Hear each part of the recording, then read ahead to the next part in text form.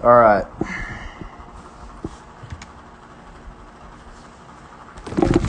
Let's see here. I need to find a good way to have this phone propped up.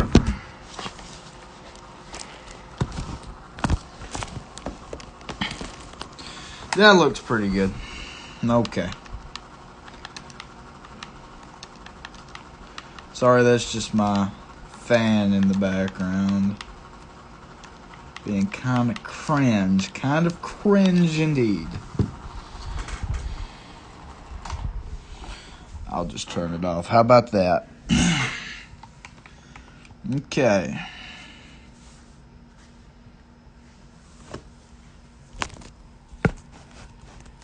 How's that? Is that better? Perfect.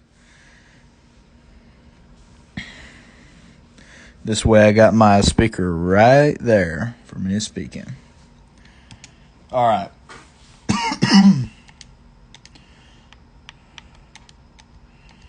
Right, so we have a Destiny debate, all right? This is, I'm not debating Destiny, but I'm watching a Destiny debate.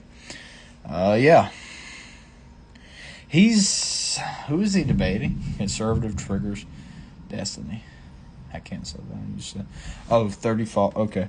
Well, he doesn't name who's actually in this debate, but we'll find out, I guess. Yeah, so let's continue.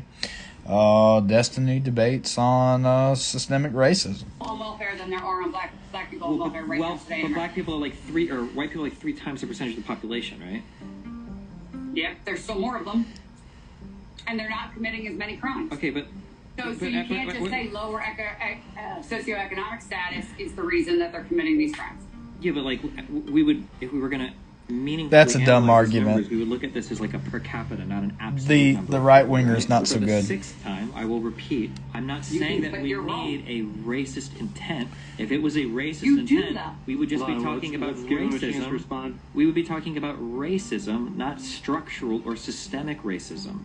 At max, 20 people that actually did violence and broke into the building. If you look at other surveillance, at the point where the police were run over, they let a lot of people in. Because it's so wrong. She's lying about so many things. Number one, it's not our place. It's not our place to just have any random insurrectionist or rioter walk into a Capitol building when there is an incredibly important political process going on. Not anybody just stroll through the Capitol building while there are actual lawmakers that are voting on things. I don't know if you think that every single... Okay, he got cut off. We're debating whether or not the police are systematically racist, and we're starting right now with Destiny's opening statement. Thanks for being with us, Destiny. The floor is all yours. Hi, my name's Destiny. I think I have a pretty easy affirmative argument, but basically I believe that there probably exists some level of systemic racism in the policing forces. It seems that when we look at how police interact with suspects or people that they're detaining, there seems to be disproportionate outcomes that impact white, black, or Hispanic people, even irrespective of their criminal history or the reasons for the stops. So I just have like 3 pretty simple points that I want to go over today. One has to do with how stop and frisk worked in New York. The other has to do with the 2011 U.S. DOJ. I think it's funny that people are like saying 1350 in chat. 1350 is not a thing. 1350 is not an actual thing. Like the thing is like Wignats like made this shit up, and all these liberals like went along with it. Like it's literally not true. They always say don't let me get the FBI statistics out. Like yeah, I looked at them like that. Please get them out. Like I want to prove you wrong. But let's continue. Yeah, 1350. Okay, bro. Report on the police use of non-fatal force, and then the third one is the big nature study with the 100 million traffic stops, where they try to analyze the difference between how suspects are treated before the sun goes down and after the sun goes down to see if police are making decisions on whether or not to stop people based on the when the sun goes down, we'll be grooving. Yeah. When the sun goes down. Man, this is a bunch of bullshit. Don't give me ads. Destiny, how dare you monetize your debates? Some bitch. How long does he have this? Hang on.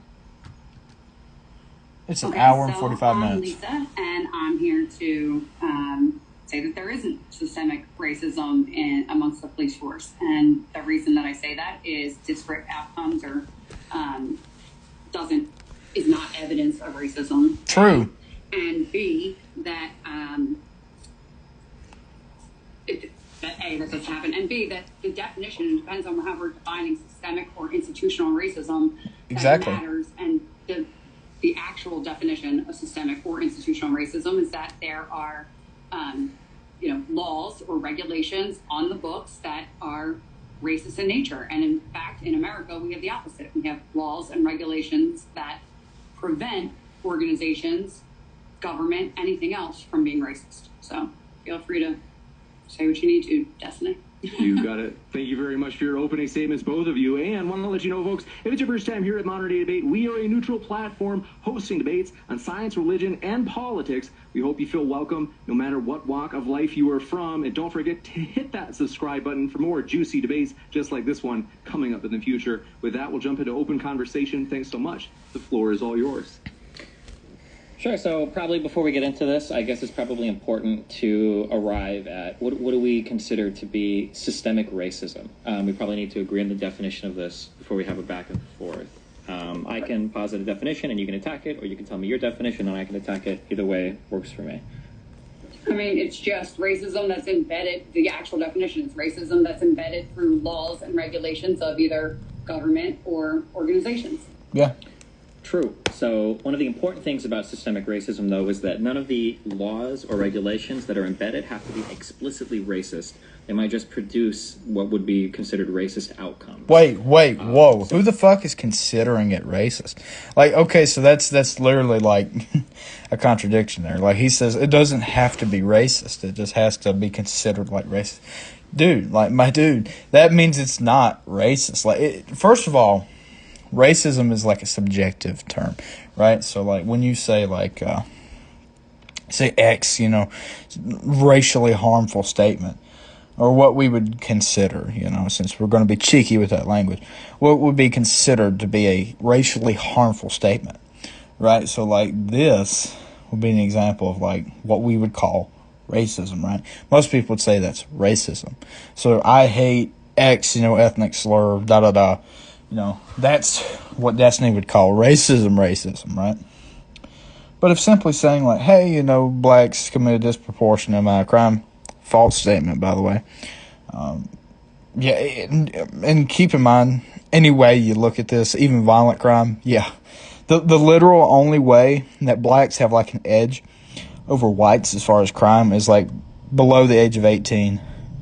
And they're mainly like they're hyper-focused on like not college dropouts, but high school dropouts, which is like a fallacy. So, yeah, but it's just not, like, racism is inherently a subjective term that you have to apply to, quote, racism, right? You can't apply this to like, oh, well, this policy, affects this group of people disproportionately. Like, that, no, that's just one of those things that happens. Like, okay, you look at a country like South Africa.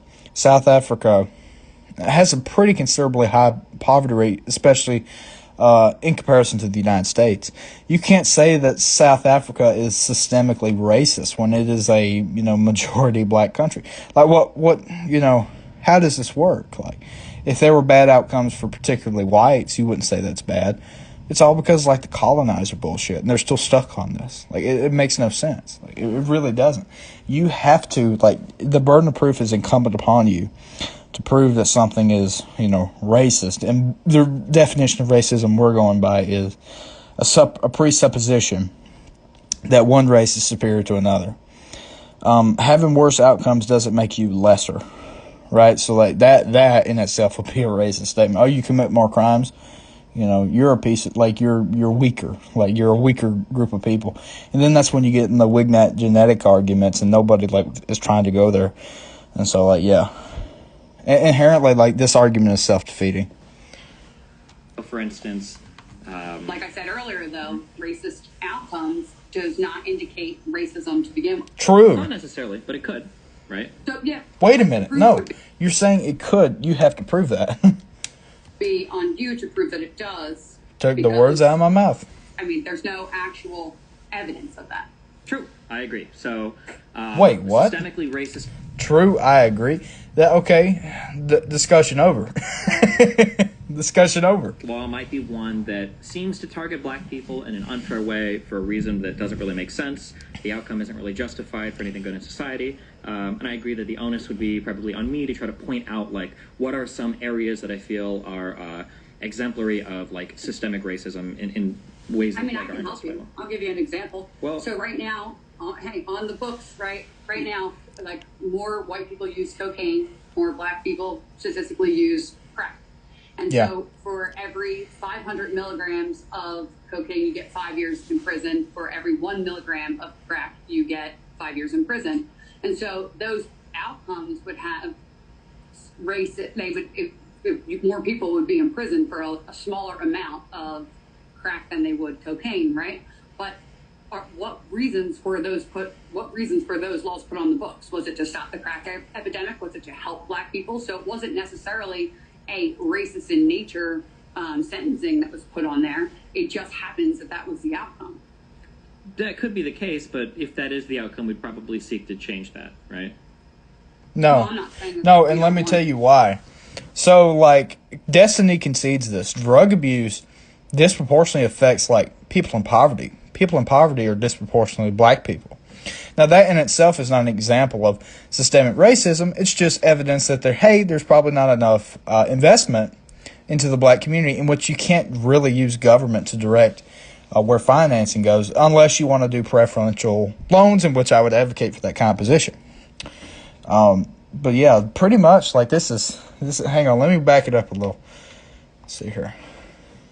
But what reasons for those laws put on the books? Was it to stop the crack epidemic? Was it to help black people? So it wasn't necessarily... Right, she uses the phrase help black people. Yeah, this is the thing, though. Crack is a lot easier to get a hold of. And that's why, like, it requires a lot more money to obtain, like, cocaine. And just think about this in a market way, because, like, this is the way drug dealers think about it. So you need to get inside their heads and think about how this is going. So the government in itself is pretty much like a business, somewhat. We can direct basically where certain markets go, although we can't dictate specifically. Like, for example, like I said earlier, we can't get the government to instruct businesses to invest particularly in the black community. We can just do preferential loans and hope it takes off from there, right? That's one of the things I would advocate, right? But the thing is, like, the way the market goes, right? It can go one way or another. Like, you can have people buying up more or people buying up less. If you want to discourage people from buying something, you would raise the price, right? Well, in this case, when it comes to black and gray markets, you raise risk instead of price. When you raise risk, it's going to be worth a lot more, and it's going to be hard to get your hands on. This is, a lot of people try to argue to the contrary of this point. Say, oh, well, actually, when you increase the laws, it gets easier to get a hold of because of, like, prohibition. Well, this is a fallacy. Like, there are numerous studies that say, like, hey, alcohol was actually, the use of it decreased during prohibition. It was only when organized crime came about, that we saw difference there. And there just simply, wasn't enough, like, discipline for, I guess, law enforcement then to deal with that sort of thing. But I digress. So pretty much, if you want to, like, if it is disproportionately affecting, like, black people, for example, and it's disproportionately affecting them not because, like, black blood is just so attracted to crack. That's not the case. It's that crack's easier to get a hold of if you're poor. Like, a disproportionate amount of black people are poor. And so if you want to stop poor people from being able to get a hold of that kind of stuff, you would increase the laws, right? And you'd hope, hey, this gets the drugs out of the black community. And in many ways, you could say it was originally done to help them, I guess. I mean, I don't really know what the line of thinking Ronald Reagan had in 1986 when he made the fair sentencing law, which is what they're referring to. But yeah, this is a basic thing. Like, more people are buying up crack cocaine because it's easier to get a hold of, right? So you make it harder to get a hold of that. It's already hard enough to get a hold of cocaine, and it's not really lucrative. If you want to look at this from a law enforcement perspective, cops are pretty dirty. And so if they can't make money, laundering all that money that they, like, stole from the drug runners and the drug traffickers, For example, if you were to bust a weed farm and you were to like funnel all that money into like a pet bank, these cops always have their local pet banks that they really like. That's what they would do. They would, launder all that money through there that the people they busted made bank off the fucking drugs. And so this is what happens. Like, and it just seems like since there's very little of cocaine, although it would turn like a big profit. If you really look at it, if you busted 5 crack dealers, you'd get more money than if you busted 1, cocaine dealer. And ironically, this is the ratio that they've chosen, for 5 milligrams of cocaine, you get 5 years. For 1 milligram of crack cocaine, you get 5 years. And so, ironically, I didn't mean to make it line up that way, but I guess it's just the way it happens. If you bust 5 crack dealers, you're going to get more money off of them laundering that money than if you took it from 1, right? With all that money combined, that's just what would happen, right? And if you're looking at a law enforcement perspective, they don't really want to bust people with cocaine because there's not a whole lot of money to be had there, even though it costs more, because people are buying less. This is just simply like basic economics, the way the market works. And black markets are really not all that different. All you got to do is replace price with risk. Racist in nature sentencing that was put on there, it just happens that was the outcome. That could be the case, but if that is the outcome, we'd probably seek to change that, right? I just explained why you wouldn't, but okay. We don't want to make everybody's lives better. I'm just saying that systemically, and that is the topic of this conversation, that on the books, you have to prove, and I think that's what's wrong. That's what society's doing wrong right now, is they're blaming white people or they're blaming the system rather than treating the solution, which is only exacerbating the issue. So I think carefully, so I'm not here to blame white people. I don't care about that. That's a bad strategy. Basically, what we're trying to say. Please, don't go into it with that type of wignat fucking attitude. Like, oh, you're here to blame white people. Like, don't do that. Don't do that. It is like, are there things that exist in the system that maybe put undue pressure on one race over another? So, in the I don't think it's done because of the race, my dude. Powder cocaine. Is there? I think it's more so done because they're like disproportionately poor, and poor people can get a hold of like cheaper drugs. There is such a disparate and easier to make drugs, mind you. Why is there such a disparate rate in charging one versus the other? It seems to be that it massively impacts one race over the other because black people are more likely to use crack, white people are more likely to have the money. Okay, but Destiny, you have to prove that cops are going out of their way to make sure mainly blacks end up in prison. There's absolutely no logical argument as to why this would be beneficial for them, right? So, I just really don't understand this. Like, it makes no sense to say that because, where do you get off? I just really, don't have any, understanding of what why he would say that. Because, what's the benefit from locking up mainly black people? The benefit comes from locking up people who do crack. It just so happens disproportionately to be blacks. That's because of poverty, not because they're black. But unless you want to argue there's some kind of crack gene inside of black people, that hey, go for it, Wignat. But I don't think Destiny's going to go there. But he's just missing the broader point here. Powder cocaine. Is there a good reason why the sentencing is so different from one to the other? Yes. Why would you say the reason for that is? Okay, so because of the difference in price and things like that, it was negatively affecting more impoverished communities, specifically in the cities. She makes this argument. You were having these big, these larger crime and drug epidemics, and they were focused there. And so they say, okay, this is a problem. They weren't thinking about the difference between cocaine and crack. They were saying, let's make these penalties stronger for crack cocaine. Well, she's touting a fallacy here. All right, so cops aren't the people making these crimes. I don't even think they're publicly advocating anything. This is mainly lawyers who had nothing to do with these cases and never seen any of them unfold in front of them. They're mainly corporate lawyers. And so I've really I don't understand this point. This seems kind of weird. So that we can stop this madness. Now, to every policy comes a negative externality. And sometimes, the road to hell is paved with good intentions. Sometimes you have good intentions on making communities better, and they have negative policy outcomes, which disproportionately affect black people. Right, and the thing is, if you have good intentions, destiny, it would be incumbent upon you to prove that these intentions were actually Machiavellian, and that they were, coming to, just lock the black people up. Like, you really have to prove that. You have to prove, like, no, this was done to disproportionately, like, fuck them over. Like, and if you argue that, that completely shreds any chance of you being able to argue, well, it's not people inside the system, it's just the outcomes.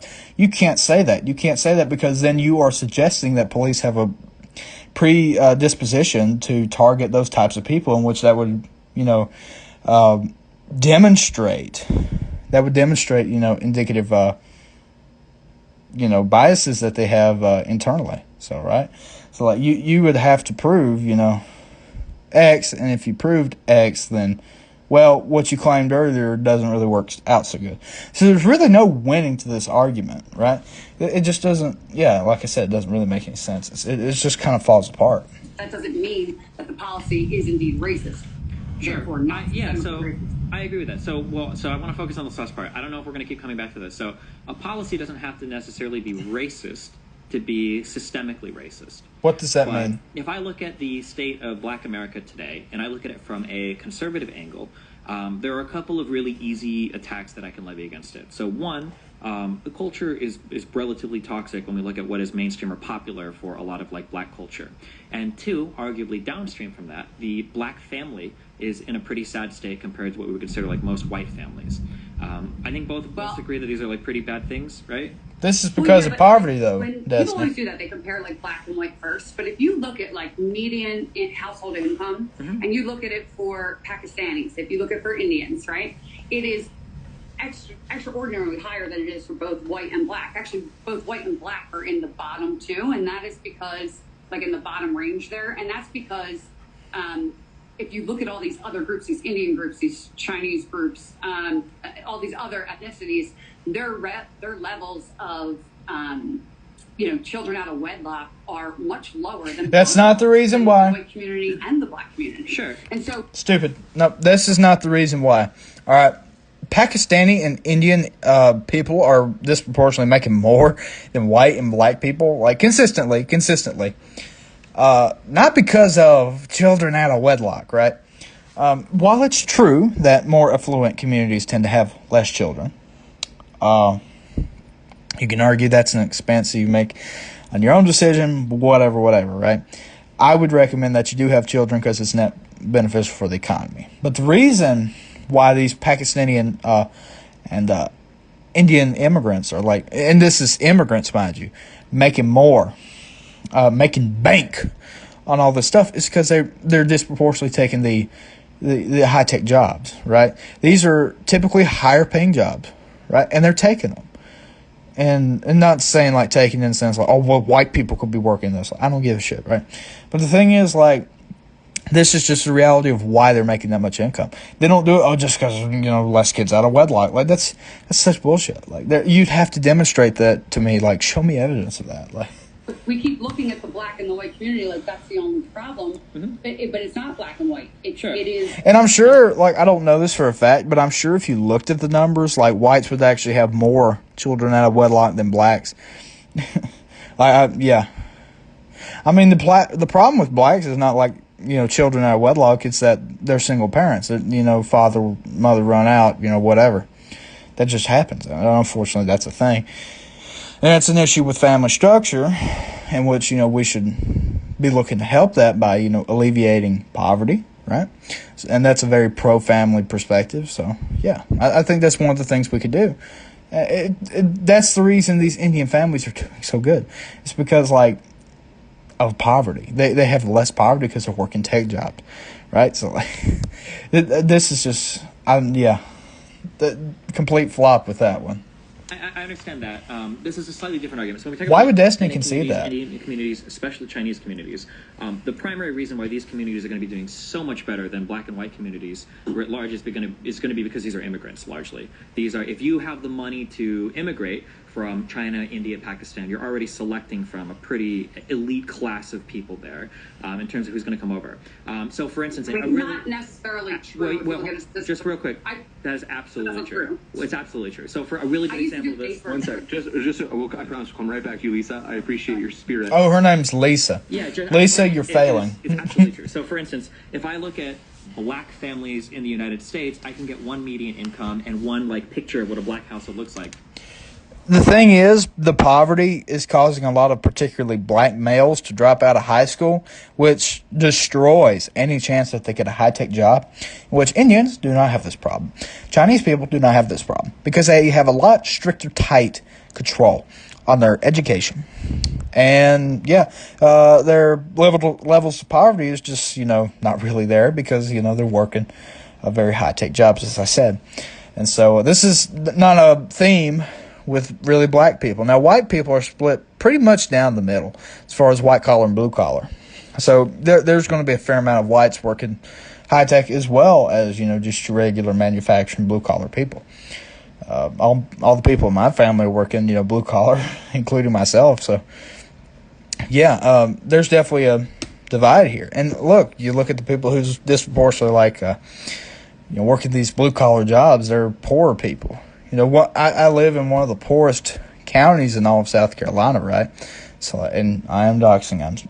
If you didn't figure it out by now, I'm Jesse Grant. But I live in one of the poorest counties in all of South Carolina, and I can tell you, we're working mainly blue collar jobs, and we're just not having this brain drain problem because not a lot of people are taking these high tech degrees and stuff because we have families that we have to tend to, and that's an issue with poverty. If our parents were more affluent, our parents would take care of themselves, but we just have the parents tend to have a lot of children that took a lot of money out of them, and this it all just bounces out that way, right?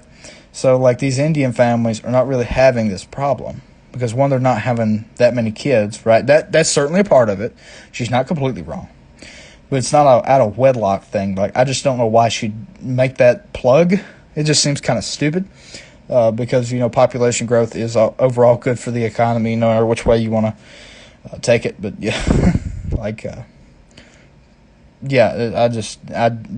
don't know why she'd make particularly that claim, unless she was, trying to make a racialized statement. But as I said again, this is not a really big black thing. More so with blacks, it's oh, well, mother died, father died, or mother ran out, father ran out, yada yada, that sort of thing. Not so much children out of wedlock. But let's continue.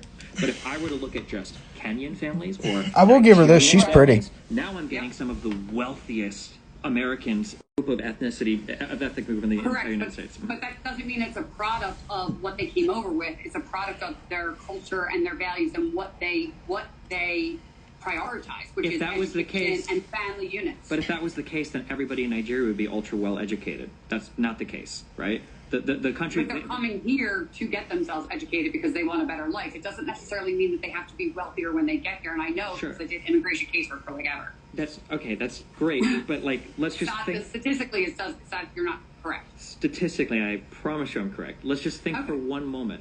What type of family could immigrate, could either move themselves or their entire family from Africa to the United States? We're people claiming asylum that have nothing.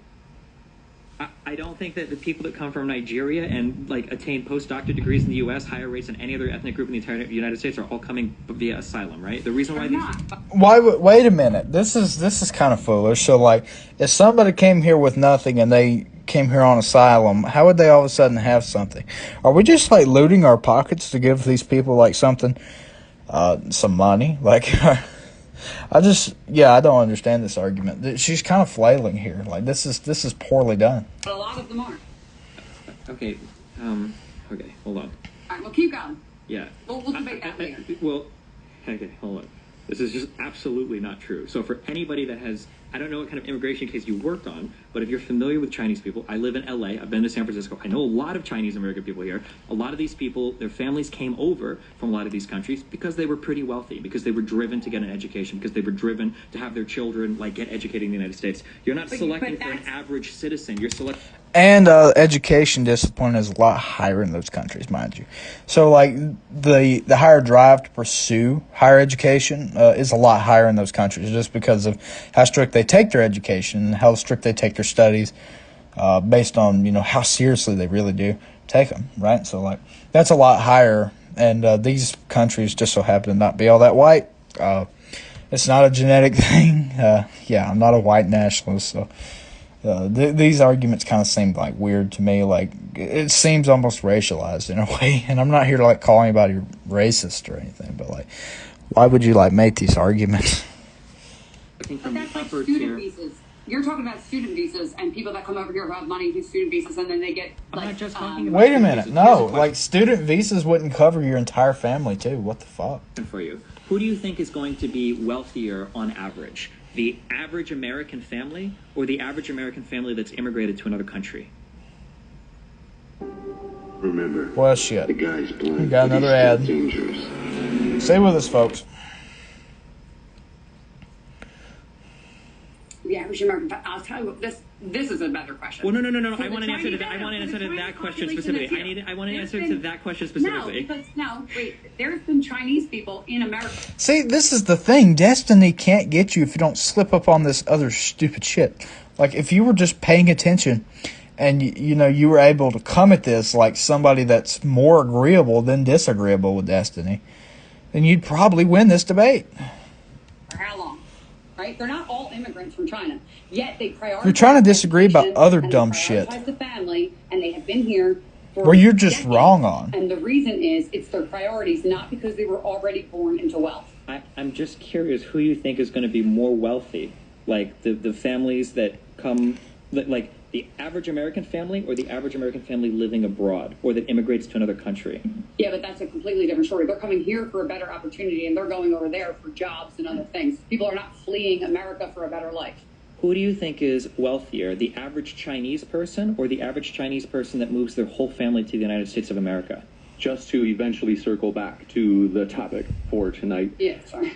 Well, I understand, but we have to come from a similar epistemic foundation. Like, or I'll do one quick spiel and I'll be done. I'm sorry, but it is absolutely the case that the people that immigrate to this country that are looking for better opportunities, better whatever, are oftentimes people that are coming from the higher quintile of income or wealth from the countries that they're coming from. That's why they can afford to do it. You're like, I'm sorry, but let me just finish real quick. A poor Chinese farmer is not moving his whole family to the United States. Or somebody that works on rice paddies in East India is not moving his whole family to the United States. Or somebody in Kenya that is starving is not moving their whole family to the United States. That's just your assumption. You have no evidence to back that up because that's not necessarily true. I mean, I've seen their paperwork. They don't. They have like 3 cows. Like, that's not how it works. I mean, just maybe do a Google search. I'm not in front of my computer, but like, average income of an immigrant when they get here, it's not high. So I'm just curious, so if I were to show you like what I think she's talking about like Mexican immigrants, like, which is just not comparable considering like Mexico is so close to the United States. Like, China's a long fucking way away. Like, I can't just take a boat and come here. Like, number are you looking for? I mean, I've dealt with so many families coming here on like spouse visas and other types of visas that are, there's not many people that. What is with this dumb appeal to authority? Like, good God, like, I'm not one to say like your experiences are inferior to like studies or whatever. I actually find that quite annoying. But in this case, she's just wrong. Move their whole family here. It's like one person comes and then they bring over their spouse or they Okay, that's just my dad. get married and they come here. And like, it's not like, oh, hey, let's just move my whole family. There's lots of immigration laws that are cumbersome, and it's usually like one person at a time. Yeah, but who has the money to make it through those cumbersome processes? It's really not that expensive. You can get waivers all the time before your income. You fill out one form. And But wait a minute, the process coming to the United States is like so economically draining. How could you fucking say those things? Like, this is so stupid. Forms and the cost to it wait. That's not. It's such a long wait. Absolutely true. Okay, so I have a Swedish fiance who's in the process of doing this, so we have a lawyer. We've been filling out all the K-1 visa stuff, so I understand you have some personal experience. I'd be happy to write you a letter of congressman and write a letter of recommendation. So the fact that you're even offering me that kind of shows you that wealthier people probably have an easier time with the system than like a random rice farmer in India, right? No, because I helped Pakistani people come here that had no anything connection. Somebody told them to call their congressman, and we helped them out. That's what happened. If we're able to remind the audience in right, terms of how this... Sorry, fuck. Okay, just so real quick, the household median income for Asian Americans is $75,000, which is 39% greater than the national median income of $54,000. But I imagine you'll just say it's because they work harder or something. But the Indians is 126,000. Filipinos are the majority of Asian Americans. The majority of Asian Americans are immigrants, with 66% of them being foreign-born. Most Asian Americans are of Chinese origin. They prioritize what's important: education and family values. Is what it is. Okay, let's. The education point is certainly true. Put that aside. Come back. The quote unquote family values thing, that's more of a byproduct of like the actual not being in poverty thing. Around to this, so we agreed originally. I think we agreed on this, that we can point to maybe black culture or black family structures as being that's things not that are doing detrimental this at large to the black community. Yeah? Yes. Okay. So if we were to say, for instance, that she's so dumb, she's letting him control that. A single parent in the household is a high predictor for your child committing a crime. I hope we agree on that. If we agree on that, it might be the case that we could follow that back and look at like disparate sentencing rates for different types of drugs and say, hey, when we enacted like these 3-strike policies from the 93 crime bill, when we cracked down on certain types of drugs this way, we noticed that it produces this outcome that's leading to a whole bunch of bad downstream effects. So I agree with you that we can take a law originally that isn't racist, it doesn't have any bad racial intent, it might even be to help a certain race of people, but when we look at how that impacts things down the road, it's like, oh shit, hold on. Well, there's like a systemic injustice here. Wait a minute. So is affirmative action racist, like by that standard? Like would affirmative action be racist because like a disproportionate amount of like black males are dropping out of high school, and so they're not even able to make it to college, and so there's like a lot less black people going to college if people were like graduating high school. Like I don't understand this fucking line of thought. Like this is so stupid. An attempt to say help black neighborhoods by getting rid of crack cocaine, we've actually like put a lot of black neighborhoods even worse on a path toward destruction by putting a lot of like black African American men into jails and then impeding their ability to ever get a job or to reform themselves or to contribute to their families in a meaningful way. I actually agree with you. I think that there were laws on the books quite like not that long ago. I mean, there were redlining, which happened to other communities too. There was stop and frisk and the things that you were naming in your opening sentence. And while I do think that those things at a time we did have racist laws on the books, we do not now. And to say that, and to continue to say that the America is systemically racist or that the police force is systemically racist now in its current form is wrong. Not only is it wrong, but it's actually detrimental to the African American community, because what's happening is the more you mentally beat people down and say you're never going to make it because of A, B, C, D, they begin to believe it, and then the cycle only continues on and on and on. So I think that the best thing to do is say, yes, there were these problems. There are certain ways that we would like to fix them. There are certain things that we can do, but to sit there and say that the police force right now, because that's what we're talking about. We're talking about police, not the laws that Congress put on and not the laws, or not what businesses are doing. We're saying, is this police force racist right now on the books as per our definition we agreed to in the beginning? Is it racist? And the answer is clearly no. Okay, now, so are there effects from previous systemic racism? Sure. Sure. So is it enough? I don't disagree. No. I don't disagree with you. I'm not here to say America is systemically racist. To be very clear, there were I'm glad you're not saying that, Destiny. I wanted to go over regarding the police. The only reason we're talking about crack cocaine and drugs is because you brought that up as your initial topic. You offered that to me. So I just wanted to follow that down to where it's going, right?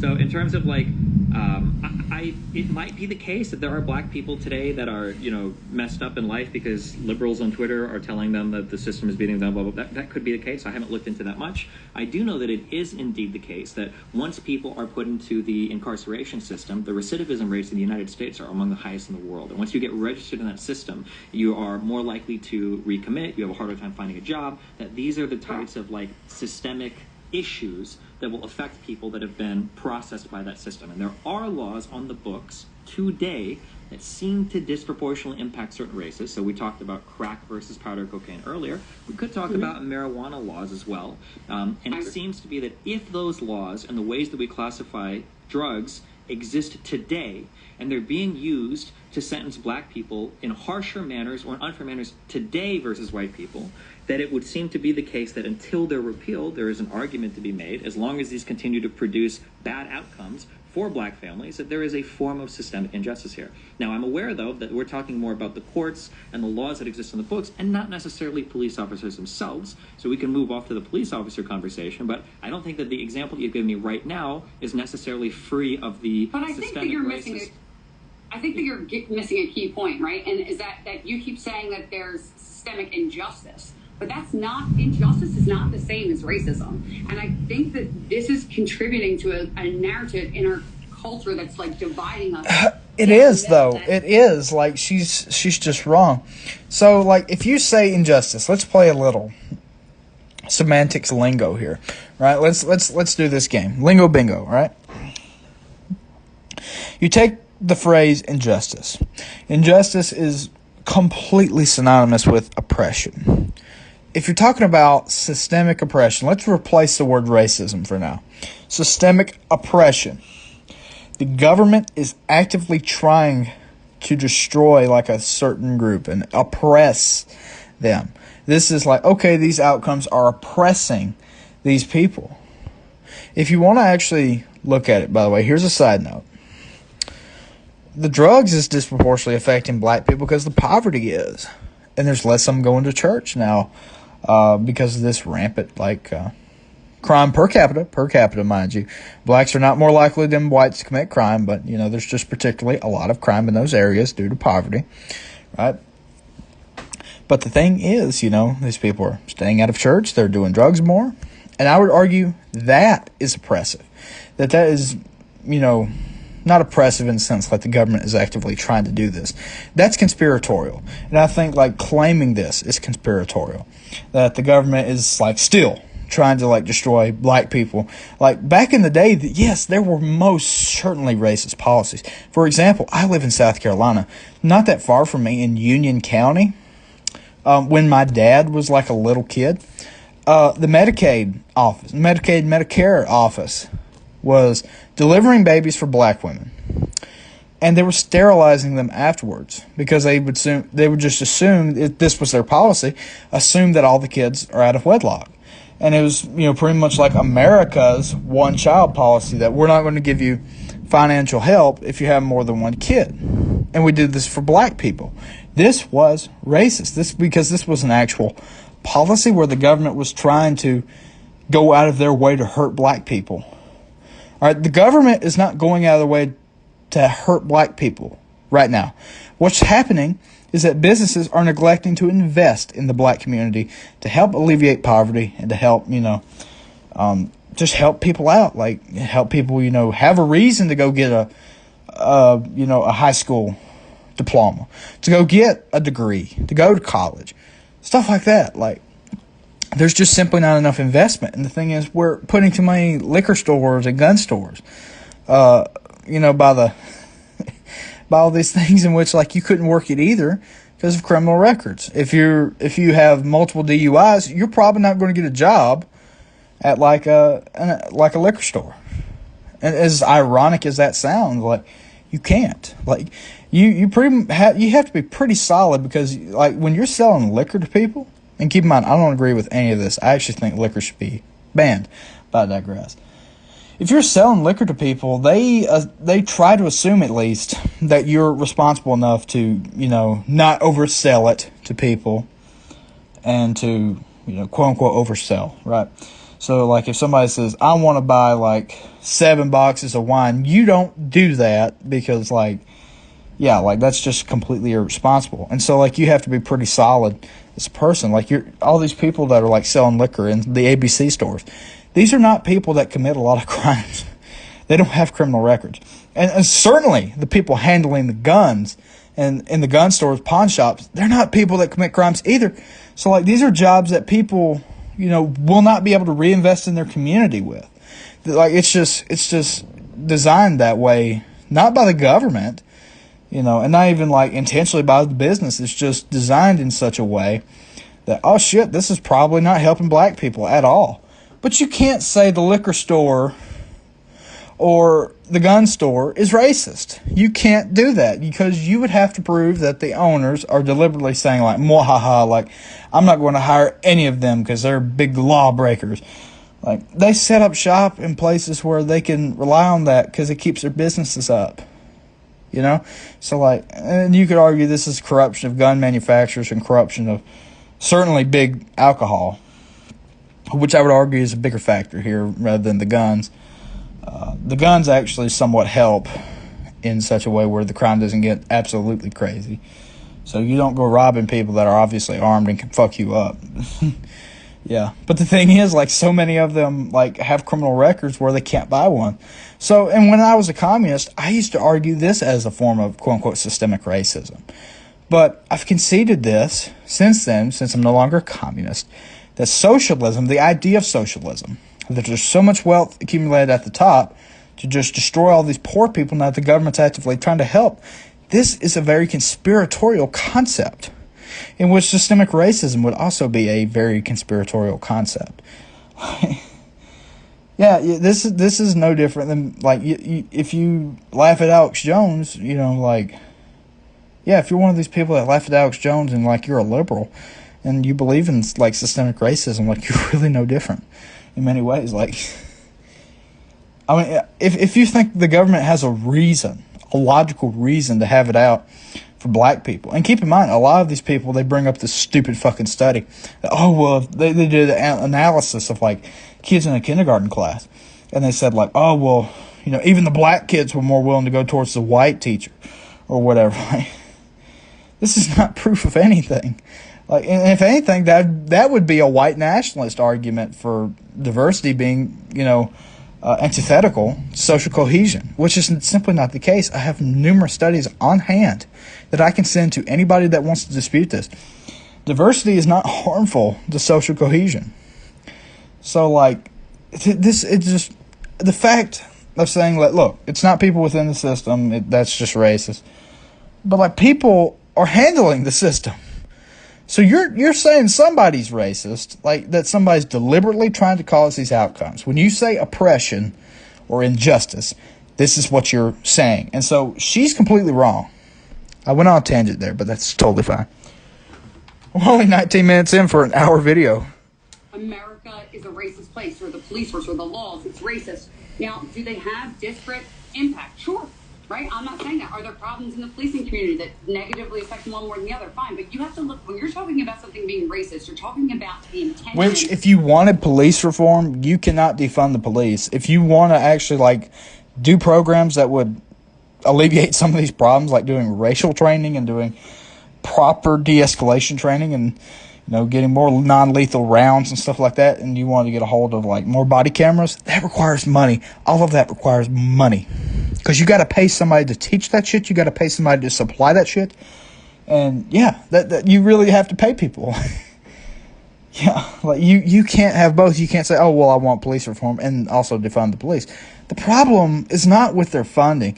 The problem is that their funding is going too much towards litigation. The cops are more worried about going to court than actually doing their job. Like, just help them fund their job properly, where they can do their job right? So, like, I just, people really don't do any research or, like, sit down and think about this a little bit, like.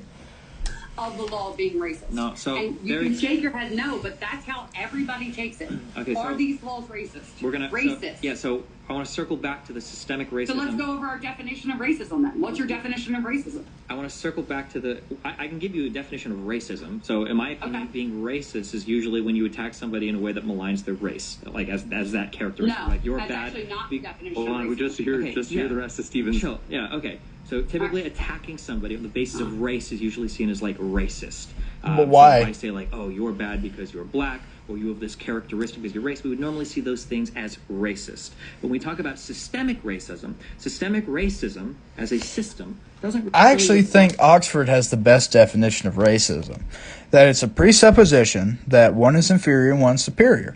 This covers all forms of racism, even saying that one race is better than another. If you say like Asians are just smarter than whites, then that would be a form of racism, right? Because you're presupposing that one group is superior to the other, in which, there's really no arguments for that. That Asian Americans are like more smart, like okay, because of like IQs on average. Like that's because of the culture and how they handle like education. Right? If we handled our education a lot differently, you'd see more equal outcomes there. The reason Ashkenazi Jews have higher IQs than whites and Asian Americans, well, not even just Asian Americans, Asians in general, Oriental people, I don't know what you call them, but Asians, yeah, let's roll with Asians, because I feel like Oriental is probably like a loaded term. You'll have to excuse me, I was raised in the South. But anyways, so the reason these Ashkenazi Jews had a lot higher incomes, higher IQs on average, is because like they spent hundreds of years like raising kids that would simply just stay in the caves and read the Talmud. Like, and Sam Cedar even like brought this point up to me, like not to me, but this is where I got it from. And I actually did research on this. This is true. Like IQ impacts like intellectual drive, right? Like so whites are more likely to want to push through barriers in order to like get that diploma or get that degree.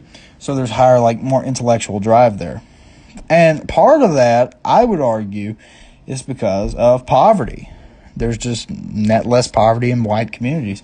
And so they have it, much easier. And there's not as much nihilism there as far as, what you're fighting for, like black people, I'm not going to say they don't have nothing to fight for, but it really seems that way in certain cases. Like there's just a lot of rampant poverty there.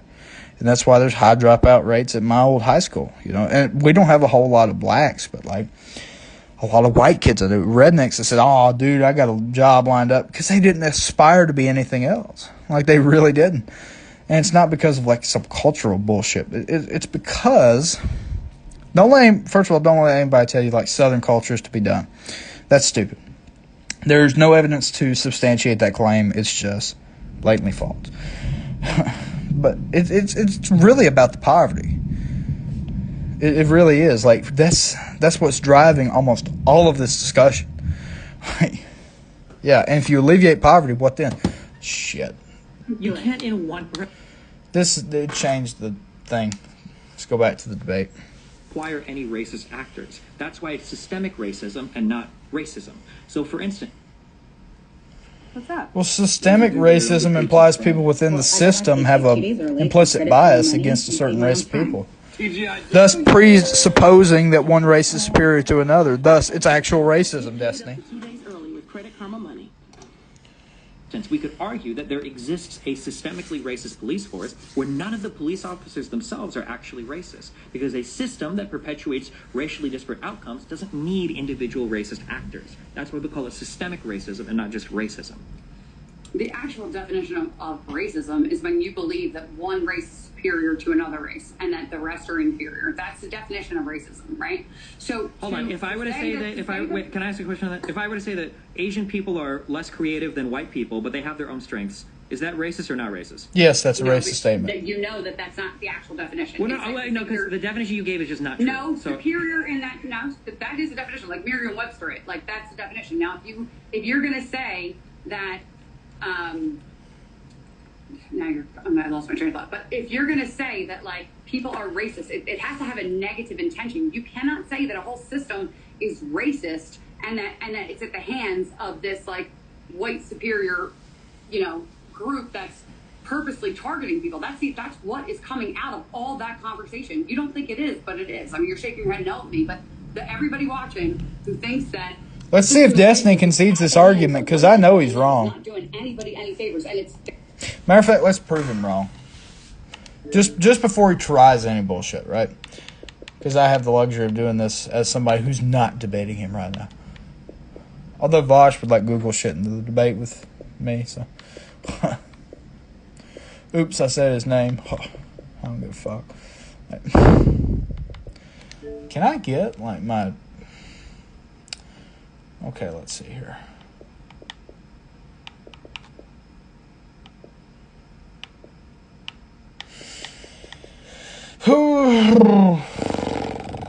My games and apps, let's go. Not pins. I want to see all of them.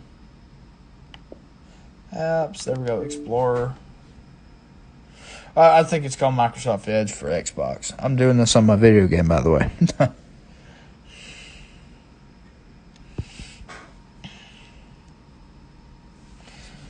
Oh my goodness, I have like communist stuff up.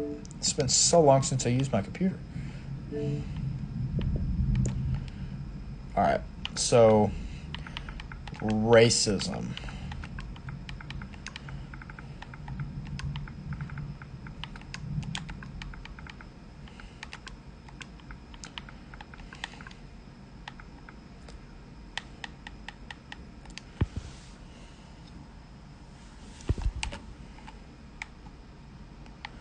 So, racist, dictionary.com. It's not Merriam-Webster, but it's there. A person who believes in racism, the doctrine that one's own racial group is superior, that a particular racial group is inferior to others. Partially true. It doesn't have to be your own. Institutional racism, a policy system of government that's associated with or originated in such a doctrine that favors members of or has a neutral effect on life experiences while discriminating against or harming members of other groups, ultimately serving to preserve the social status. Yeah, which presupposes inferiority and superiority, which is prejudice inherently. So that's a conspiratorial statement.